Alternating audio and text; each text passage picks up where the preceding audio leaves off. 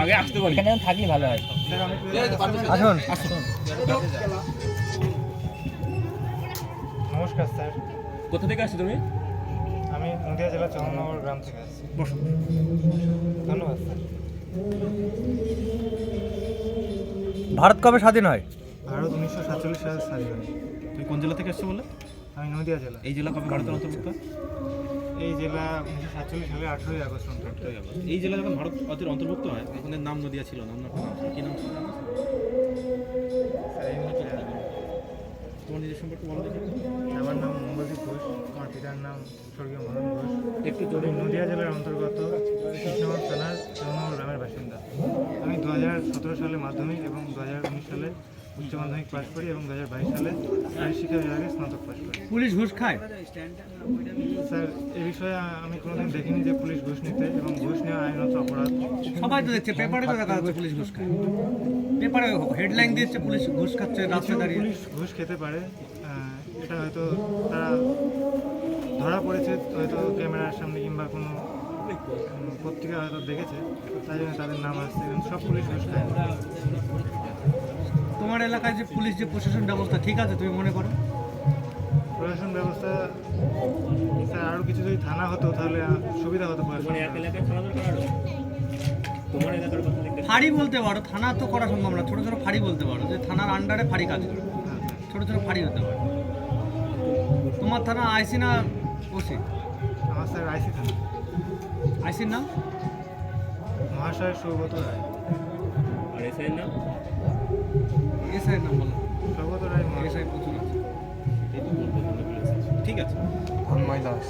SI Saugata. তোমার বর্তমান video কি আছে?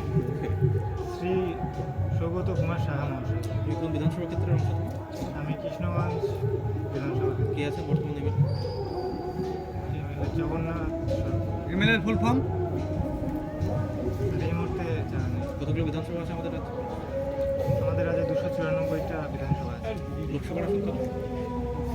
লোকসভা 17। তুমি কোন লোকসভা ক্ষেত্রের অংশ? আমি রানাঘাট তপশিলি কেন্দ্রের।